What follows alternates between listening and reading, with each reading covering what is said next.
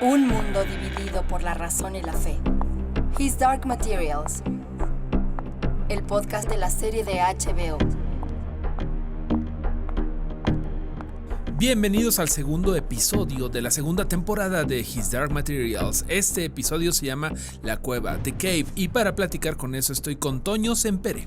Hola Mario Flores, ¿cómo estás? Es un placer estar aquí platicando una vez más sobre el tema de His Dark Materials y todos sus oscuros secretos. Y qué mejor lugar para encerrar secretos oscuros que una caverna, ¿no? Completamente, esto de la caverna, bien, es un título muy emotivo, muy evocativo de muchas cosas de filosofía y de cosas que le interesan a Philip Pullman y claro, a todas las personas que estamos viendo ahorita. ¿Qué te parece si empezamos a platicar? Porque yo no pensé que fuera a darse tan rápido que Lyra conociera el mundo real, el mundo en donde estamos grabando este podcast. Y sin embargo lo celebramos, pese a que estar en el mundo real nos limita drásticamente la presencia de nuestros queridos demonios y concretamente del pobre Pan, que lo metieron en una mochila y el pobrecito casi no ve la luz del día. Se volvió uno de esos tipo perrito chihuahua que llevas en la bolsa. Ajá, de repente las chicas que afortunadamente ya ha bajado un poquito la moda de traer del al perro chihuahua, ¿no? Sí, exactamente, el poodle. Pero es gracioso que bueno, pues él siempre, Pan suele ser un armiño. Tú recuerdas que la inspiración de Philip Pullman fue esta pintura de la Lady con el armiño. La Lady with the Armine, ¿no? La señorita con el armiño, una pintura flamenca de hace varios siglos que tiene precisamente esto, que lo llevó a evocar qué pasaría si nuestra alma fueran animalitos, que es algo por lo cual Philip Pullman es uno de los escritores más queridos de Inglaterra y tú y yo no. Sí, definitivamente en esa parte nos lleva una seria ventaja. Pero además creo que... A mí no se me hubiera ocurrido. No, Toño, no. Sé a ver, sinceramente, el 90% de las cosas que se le han ocurrido a él, no. Y sin embargo, me agrada mucho descubrir tantas referencias a cuestiones de filosofía, a pensamientos profundos que en apariencia para un serial o una saga de novelas para adultos jóvenes, uno pensaría que son demasiado elevados como concepto y sin embargo, él logra aterrizar la esencia de los mismos y dártelos como que de una forma muy digerible. Y hay varios ejemplos concretamente en este episodio que por un lado podías haber pecado de irte a lo demasiado intelectual y no, aquí se siente como un conocimiento muy real y muy palpable, ¿no? Exactamente, Toño. Primero que nada tenemos que hablar de que, bueno, ellos están con una situación en donde los dos están en el Oxford moderno, que cosa chistosa, no fue grabado en Oxford, sino en otro set que hicieron precisamente para la serie, ¿no? Pero Will tiene la preocupación de saber cómo está su mamá. Sí. Él además está bastante, pues aprensivo al respecto y de hecho vemos que es un poco grosero en cierta forma. Es que Will lo hemos dicho antes, es un protector y ves esa situación de protección en la instancia cuando Lyra, por ir de atrabancada y no escuchar el espera, casi se le lleva un coche, bueno, le da un trompicón un automóvil. También la vemos cuando ella se retrasa para verse con él en un punto que habían convenido. Él, la preocupación es eso y constantemente está preocupando por alguien más. Habla muy bien de un carácter empático con las necesidades de otras personas por encima de las propias, ¿no? Claro, y sobre todo cuando ha tenido que ser así por la situación de que su padre pues no estuvo con ellos y tiene una mamá con una situación mental inestable, ¿no? Pero bueno, mientras él está, viendo qué está pasando con su mamá, si está todo bien, que al parecer el maestro de educación física es el mejor maestro de educación física del mundo. Oye, gran tipo. La está cuidando bien, ¿no? Uh-huh. Lo está cuidando bien a su mamá. Mientras tanto, a mí se me hace mucho más interesante el camino de Lyra porque se va, le pregunta al aletiómetro, que es la versión de su mundo de un smartphone, cosa que se dice en la serie, que es muy gracioso, que la aplicación del aletiómetro es bastante mejor que cualquier motor de búsqueda que podamos tener en los celulares. Yo tengo algo similar, pero mejor. Y bueno, hay que decir, Lyra tiene la razón. O sea, yo no tengo ninguna aplicación en el smartphone que me permita tener las respuestas hasta incluso de cosas del futuro, ¿no? Entonces, hay unas muy buenas aplicaciones de clima, Toño, y también hay unas de horóscopo que te puedo recomendar. Pero lo que Will le debió de haber dicho fue, y en tu aparatito puedes escuchar podcast de HBO. Ese es un buen punto. El aletiómetro no tiene esa función. El aletiómetro no sirve para escuchar. Sí, exactamente. No puedes ponerle HBO extras ahí. Pero bueno, ella tiene que preguntarle al aletiómetro quién puede hablarle del polvo, ¿no? Uh-huh. Y se me hace bien interesante la respuesta que le da el aletiómetro porque podemos atisbar un poquito de cómo funciona este aparato y cuáles son las cosas que tiene que leer Lyra, para lo cual ella es muy buena y tiene un don que no tiene, por ejemplo, Fra Pavel. Sí, o sea, el equivalente simbológico de lo que te da el aletiómetro, ella tiene esa capacidad rápida y ese pensamiento abstracto de decir, es que esto te lleva a esto. Es curioso, es como que el aletiómetro te enseña parte del camino, pero tú tienes que dar ese último paso para llegar al final, y eso lo tiene Lyra. Y también habla también de que la imaginación de alguien que no se ha dejado contagiar, digamos, por muchos el de los polvo vicios de la en edad este adulta, caso. y más adelante vamos a hablar de ese tema. Creo que lo desarrolla ella muy bien, ¿no? Completamente, Toño. Creo que es parte bien importante del personaje de Lyra, que ella todavía tiene la inocencia del niño al que no se le ha sentado el polvo, que sus padres definitivamente ya no tienen. Ahorita vamos a platicar un poquito más de su madre y de su padre y sus motivaciones, pero ¿qué es lo que le dice el aletiómetro? Bueno, lo envía a las llaves, ¿no? Le da el símbolo de llaves y luego piensan Pan y ella, que en realidad, recordemos, son la misma persona, Sí, son el mismo ser, ¿no? Desdoblamiento de un ser. San Pedro tenía las llaves, entonces tienen que ver el St. Peter's College, el colegio de San Pedro, y tienen que buscar la puerta con una montaña en la puerta, ¿no? Sí, porque ya vimos que el Jordan College, por ejemplo, no existe. Ya se estaba emocionando porque veía algunas cosas familiares y resulta que eso no existe, pero el St. Peter's sí. Ahora, hay un pequeño paréntesis que quiero abrir. Qué maravillosa labor de la producción en ser capaz de enseñarte dos mundos que es el mismo lugar propiamente dicho, pero que se sientan tan diferentes uno del otro. ¿Y sabes dónde creo que logran ese efecto a la perfección? Una vez que llegan a los interiores del lugar.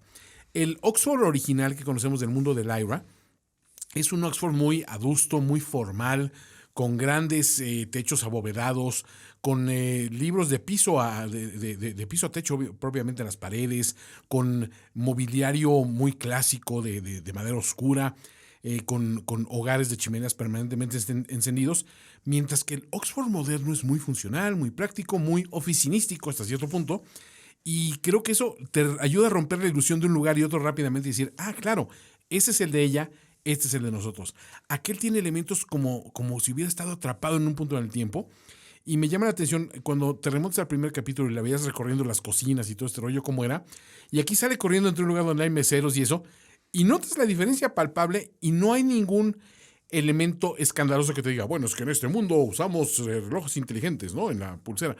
No, o sea, eso es algo muy sutil, pero perfectamente logrado.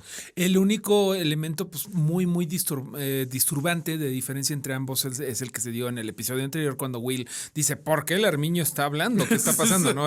La presencia de los demonios es lo que... Ese animalito me habló.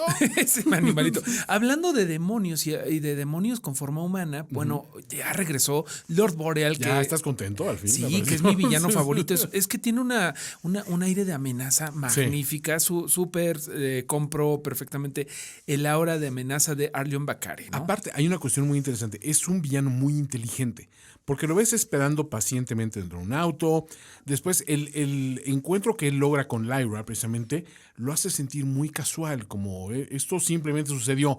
No lo ves asediándola en ningún momento, no lo ves amenazador con ella, aunque sabes la amenaza que representa, ¿no? Fíjate que ahí me surgió a mí la duda de si se habían visto cuando Lyra en la primera temporada estaba viviendo en el flat, en el piso, en el departamento de Miss Coulter, de Marissa Coulter, ¿no?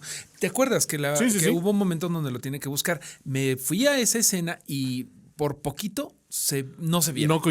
No coincidieron. Pero bueno, eso como que tiene sentido que Lyra no ubique a Boreal, porque Boreal definitivamente sabe que es la hija de Marissa Coulter y nada más anda calando qué es lo que anda haciendo ahí, porque a final de cuentas sí busca a Lyra, pero más le interesa el destino de los Parry. Por supuesto. Y las cartas. Aparte de Boreal, también me encanta su forma pasivo-agresiva de referirse también con Marissa cuando están en el funeral de Scourge. Y le dice, bueno, ¿y qué pasa con tu hija esa que es buena para escaparse, no? O sea, no deja de soltar esa pequeña puya, esa cuestión de...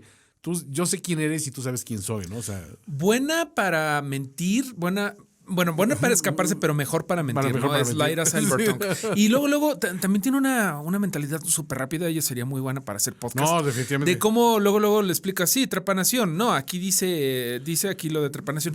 Bien interesante que mencionen que están en la vitrina de los cráneos trepanados, que seguramente tú sabes de la costumbre antigua de la trepanación. Sí, seguramente a ti te trepanaron, pero no. Sí, a veces parece que sí. Así nací, me les caí mis papás de chiquito. Bueno, esa es la costumbre de hacer agujeros en el cráneo, en el cráneo de los niños en particular, pero también de los adultos, como una forma de comunicarse al exterior. Lo tenían varias culturas mesoamericanas como los incas que practicaban la trepanación, también los mayas que no nada más estaban contentos con alterar la forma de los cráneos de los niños para hacerlo más oblongo, sino que también les hacían agujeros con la idea de que crecieran las conciencias hacia el exterior más. Es algo muy Dark Materials eso, ¿no? Totalmente. O sea, digamos que la modernidad se quedó en el automóvil convertible, pero ellos lo llevaban un paso más adelante, ¿no? Desde el cráneo es convertible. Es curioso también de que Lyra, como su pensamiento ve un póster precisamente con imágenes del norte y dice, esto me es familiar, esto me habla directamente, esto sí lo conozco, y tiende a irse para allá porque ella está buscando ir, digamos, amarrar esas piezas faltantes dentro de la información que le da al etíometro para encontrar esta información. ¿Quién le ayude a develar este misterio del polvo famoso? Pero justamente la misión que tiene por delante es la que le encomendó el magisterio, el aletíometro es no le puedes mentir a la scholar, a la que te va a ayudar con esto. O sea, nada de Silvertongue ahí. O sea, tienes que ser Lyra Belacqua. Aquí no tienes que ser Lyra the Liar, que no es coincidencia el nombre. No, claro.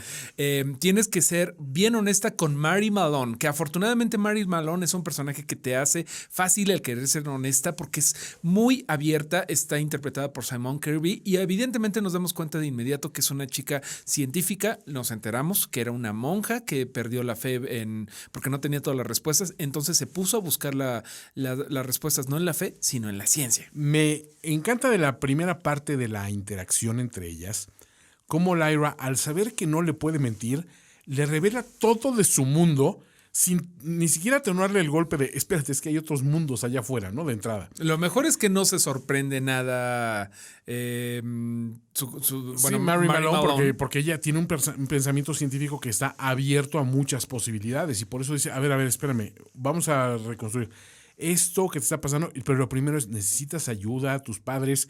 Empieza es como empática. que las partes lógicas empáticas y después se va a, espérame, ella tiene una visión muy clara de lo que necesita y lo que quiere y lo que está comunicando. Al no existir ese filtro de voy a matizarle este primer golpe de hay otros mundos allá afuera que se parecen a este pero no son este, curiosamente se saltan ese paso engorroso para muchas series que es, a ver, ahora le tiene que explicar de dónde viene y por qué es así y por qué hay otros mundos y cómo llegó para acá. No es necesario. A ella con que le esté resolviendo ese problema que ella está intentando resolver como académica desde hace tiempo, que es la naturaleza de la materia oscura, lo que Lyra conoce como the dust, el polvo, ya automáticamente ya están hablando el mismo idioma. Están hablando en un terreno donde las dos pueden hablar con cierto conocimiento de causa y se entienden. Completamente, Toño. Y me gusta mucho que Mary Malone ha tenido esa curiosidad que debe de mantener, yo creo que todo científico, ¿no? Un poquito de apertura a la mente y no al dogma. Y precisamente por eso se encarrilan muy bien después de unos bizcochos un poco pasados que le ofrece Mary Malone, que son detalles que construyen muy bien el character building, ¿no? De un personaje que la puedes, humanización, ¿no? que te puedes dar cuenta de que ella, de hecho, la primera escena en donde la vemos está arreglando un nido de estorninos que está fuera de la ventana y después se le inunda ahí cuando tapan los canales, ¿no? Vemos el detalle de que no tiene bizcochos con Frescos. buena caducidad. O sea, no conoce los sistemas de almacenamiento para la frescura de los alimentos. Y que necesita una cervecita al final del día, como muchos comprenderemos. Pero oye, algo bien interesante es que ella tiene esta curiosidad, esta idea de ponerle los diodos en su investigación de las partículas oscuras a objetos inanimados y se da cuenta de que las partículas oscuras de las cuales tú me tienes que platicar más reaccionan más con la inteligencia humana o con la intención humana. Toño, tú me tienes que explicar qué onda con las partículas oscuras. Tienes que hacer el trabajo que no logró mi maestro de física de la secundaria, ni bien His Dark Materials. Es curioso porque hay una idea de las partículas oscuras precisamente, de que son aquello que vive en los espacios de la materia conocida, digamos, ¿no? Y esto se está formando a través de la formación del universo mismo, ¿no? Tiene que haber partículas que reaccionen con la gravedad para lograr ese equilibrio entre fuerzas. Lo que pasa es que no son siquiera capaces de reflejar la luz y por eso no tenemos conocimiento de ellos. Eso es como que la versión condensada y simplificada de lo mucho que se sabe, o más bien que se sabe de lo que no se sabe de la materia oscura.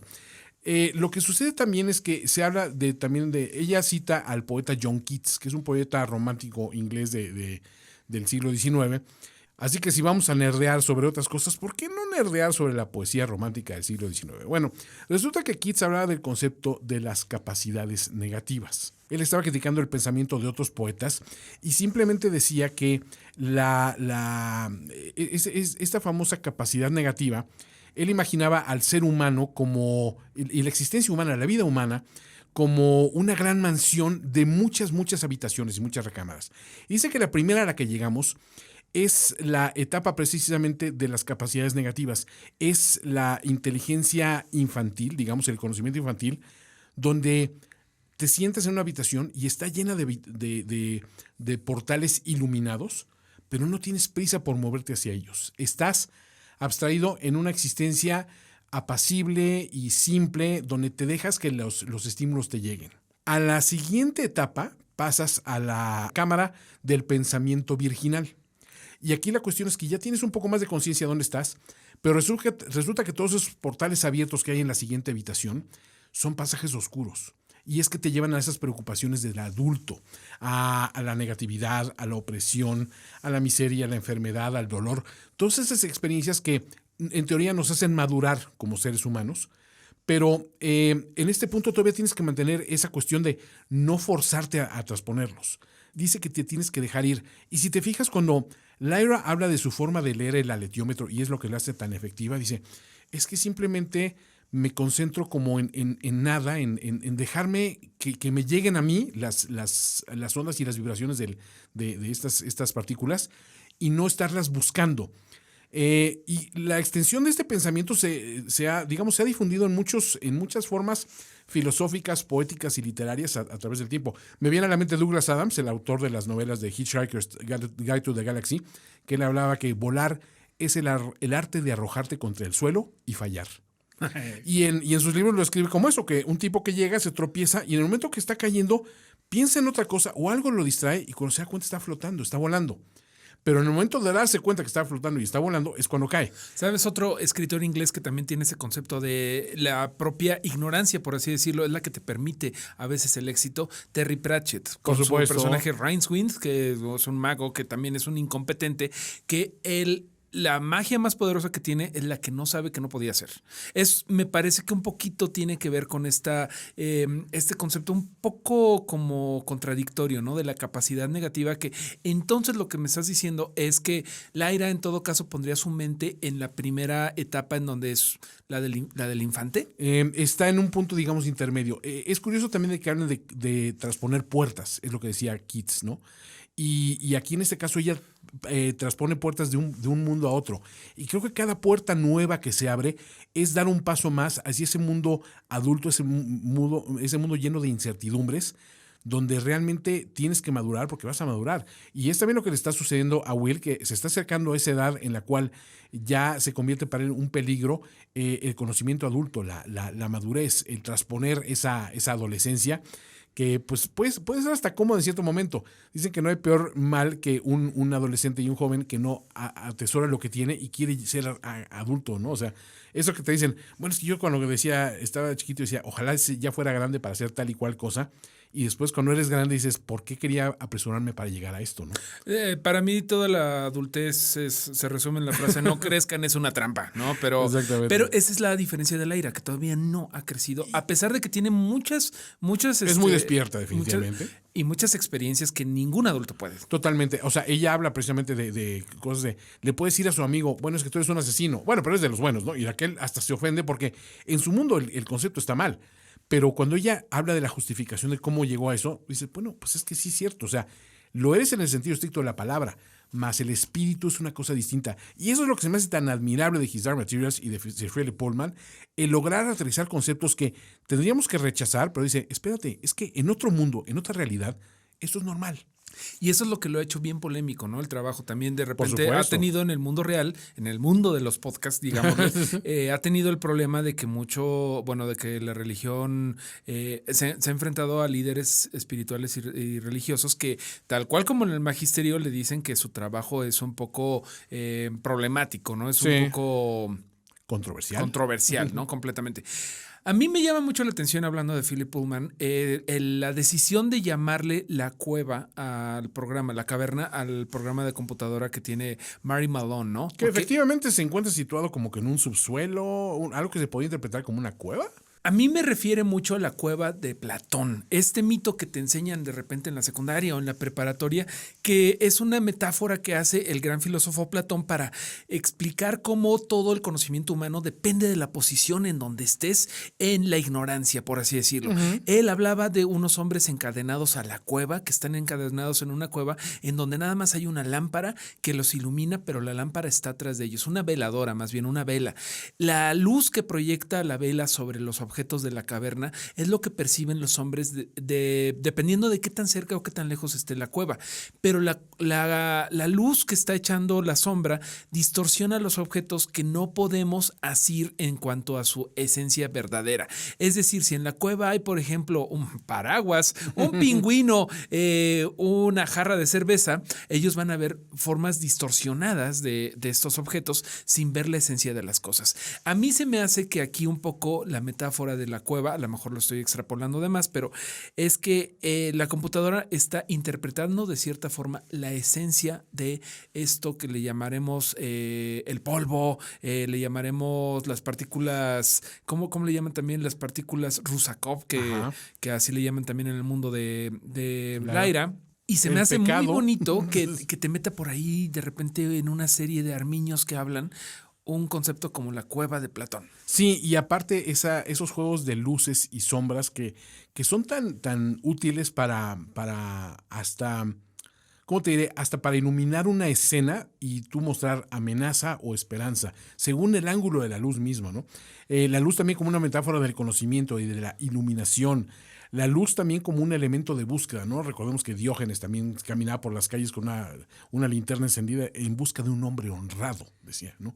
O sea, como que hay una cuestión interesante donde todo el mundo tiene a la mano algo, pero curiosamente para todos es algo de conocimiento. Will tiene un celular, ¿no?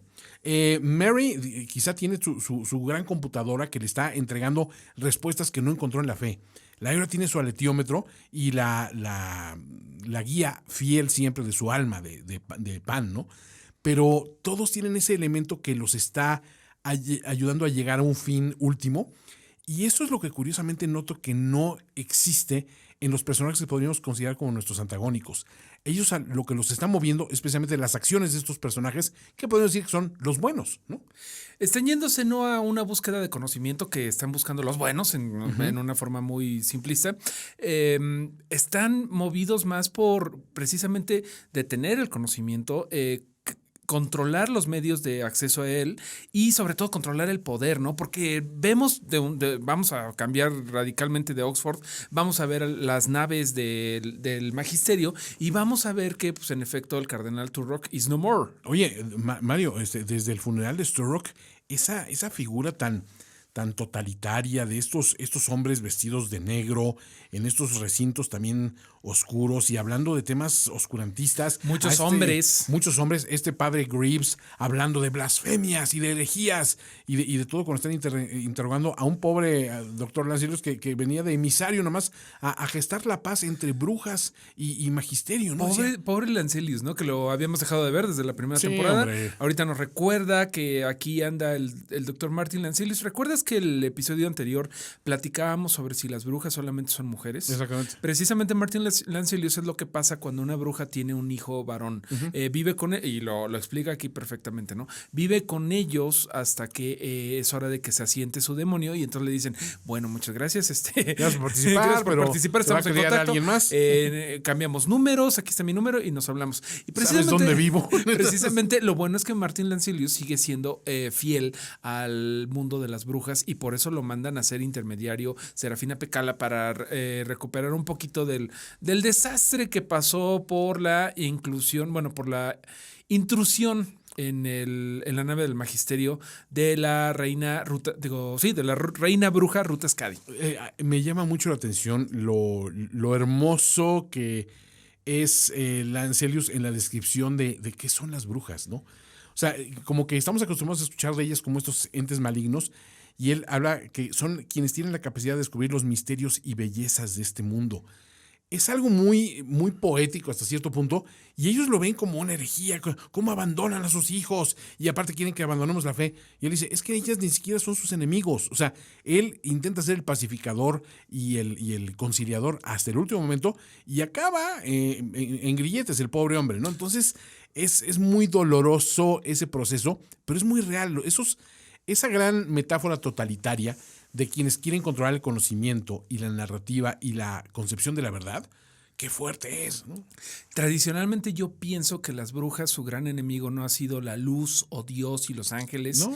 sino la ignorancia. Recordemos que en nuestro mundo teníamos estos ritos en donde si alguien era sospechosa de ser bruja, que siempre eran mujeres Sí. y eran acusadas por hombres generalmente, el método para determinar si alguien era bruja o no es, bueno, vamos a ahogarla. Si se salva es que era una bruja, si se muere es que era inocente y se va a ir al cielo.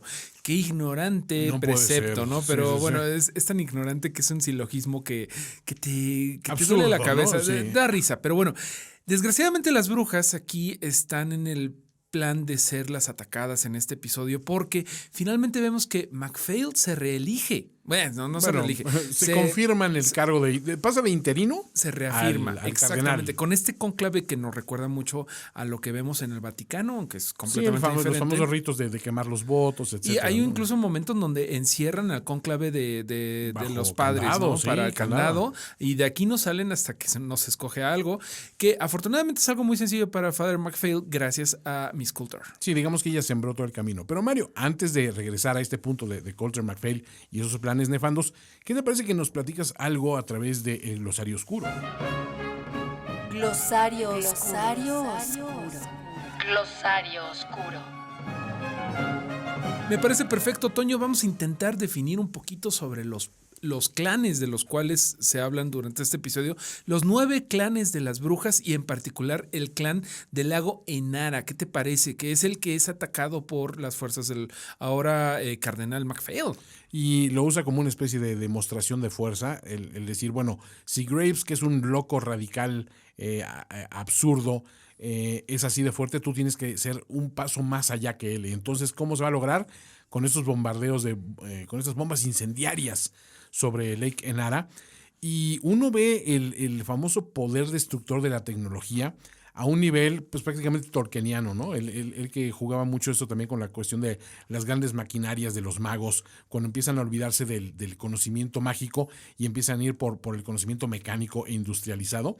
Aquí también vemos la devastación que ocurre en este paraje, que pues, es un paraje hermoso, invernal, apacible de bosques y de naturaleza, y lo ves mancillado por las flamas y las explosiones, y el rostro de las brujas creo que lo dice todo, ¿no? O sea, sobre todo Serafina, que era quien estaba buscando la conciliación y la paz, descubre que a lo mejor la paz no es una opción.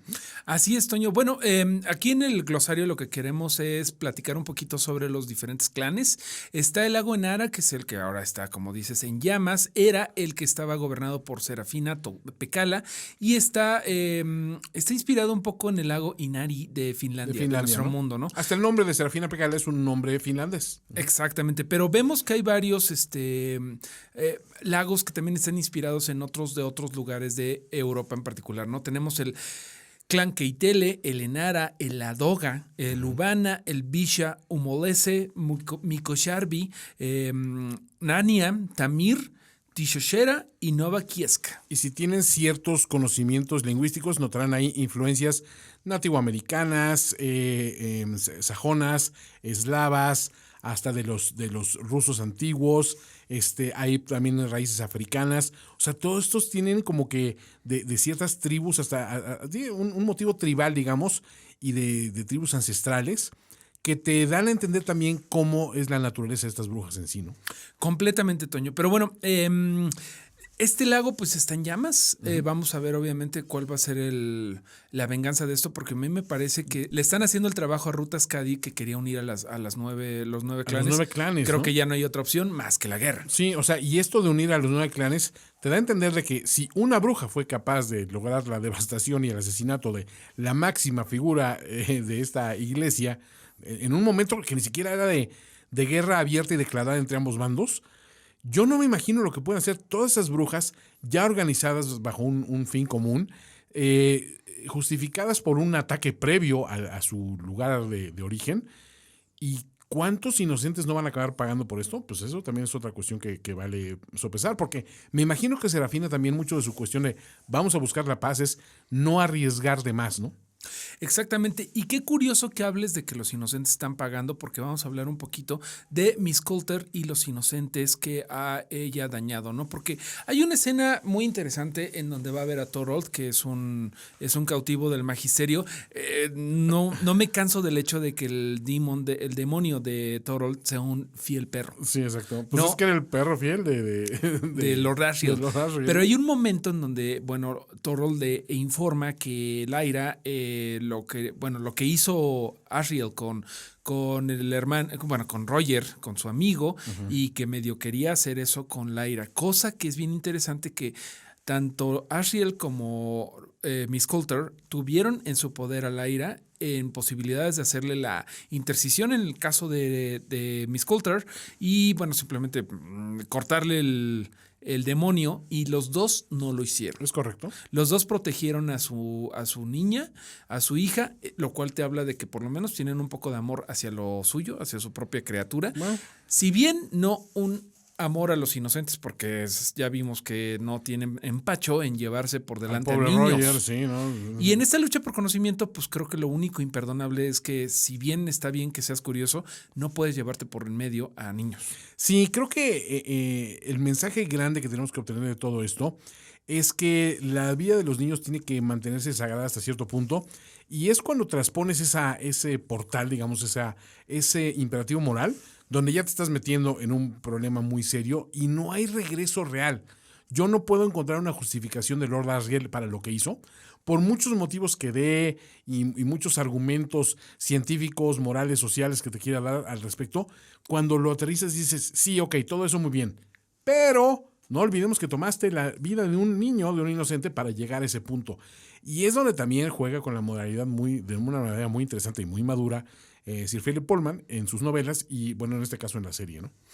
Así es, Toño. Pues nada, ya se nos acaba el tiempo, pero pues ahí por último tenemos que Will tiene unos problemas con los abogados que va a ver, porque lo dirigen a los abuelos y los abuelos no tuvieron tanta fe como Will en lo desconocido y le hablaron a la policía y por lo tanto a Lord Boreal. Pero bueno, eso yo creo que vamos a tener que ver qué pasa el siguiente episodio. Sí, este abuelo, digamos que Graham, ¿no? Que para empezar, Will ni enterado estaba que tenía abuelos todavía, pero rápidamente le habla a este detective misterioso que dice, sí, tenía usted razón, nos vino a ver para esta cuestión de los fondos que tienen a su disposición, ¿no? Entonces, hay una amenaza constante que, bueno, al menos ya sabemos que le están siguiendo todavía los pasos de cerca a Will, que tienen que regresar, y después de regresar a través de este hermosísimo jardín botánico que tanto Mar y yo como yo tenemos la suerte de conocer, y coincidimos en que no pudieron encontrarse un lugar más bello y apacible, y hasta Lyra dice, me gusta este lugar, me gusta aquí, ¿no? Hasta dejan salir al pobre pan un ratito para tomar el sol. Que le dé el aire. Pero sabemos que ese lugar es donde se encuentra uno de los portales. Y Will está preocupado precisamente porque se descubren esos portales, porque él sabe que Chitagatze, el lugar donde están, que ya sabemos por fin cómo se llama, esta isla donde no hay adultos. Y que seguramente vamos a tener que platicar mucho más de la ciudad de las Urracas, que es el nombre del episodio anterior. Pues este lugar es un lugar seguro, él lo dice. Aquí podemos estar bien, aquí no me están persiguiendo. Me persigue gente muy peligrosa. Y se intuye que sí, ¿no? O sea, todas las personas que lo están siguiendo, las personas que lo están buscando. A mí, ¿sabes dónde me rompe precisamente? Cuando veo que el demonio de la persona es una araña, como la de este Father Graves, o una serpiente, o los que tiene MacPhail, o este mismo simio dorado que acompaña a Marisa para todas partes, yo digo, estos son malas noticias, sí o sí, ¿no? Completamente, Toño. Oye, pues no queda más que invitarlos a que descarguen la app de HBO Extras y que nos sintonicen la próxima vez para seguir platicando un poquito de estos mundos en donde el conocimiento y la oscuridad tienen que estar combatiendo constantemente, y ninguno de los dos es un claro ganador en este. Hablando de ese combate entre conocimiento y oscuridad, te voy a dejar con una pregunta. Marisa Coulter, ¿crees que haya encontrado la redención? Lo veo difícil. Creo realmente que matar tantos niños como, bueno, no matar, pero violentar tantos niños como lo hizo, no se encuentra tan No hay fácil. forma. Bueno, pues pero es que pregúntale yo al estaba dispuesto a etiómetro. echarle porras a ella porque me fascina ella, o sea, me cautiva mucho su actuación. Pero sí la vemos ahora con una revelación respecto a Lyra, que dice, ahora sí tengo que buscarla a ella, ¿no? Entonces, bueno, pues vamos a ver qué sucede con ella. Mario, ha sido un placer. Ha sido un placer, Toño. Por Nuestras último, redes sociales, @Mareo Flores y @finísima persona. Última pregunta. Si tú le pudieras preguntar al etiómetro cuál sería tu demonio, ¿qué te diría? ¿Cuál sería mi demonio? ¿Qué me diría? Híjole, me diría, esa es muy buena pregunta, un mapache. Está bien. No sé por Mapache qué. porque te robas comida y te gusta lavarlo. Me parece Precisamente, perfecto. ¿no? Y me gusta andar con un antifaz por las Perfecto. Muchas gracias, Toño. Hasta luego. His Dark Materials, el podcast oficial de la serie de HBO. Te esperamos la próxima semana en la aeronave que nos llevará más allá de la aurora boreal. Conducción, Antonio Sempere y Mario Flores. Voz en off, Nayeli Rivera. Una producción de Finísimos Podcasts para HBO.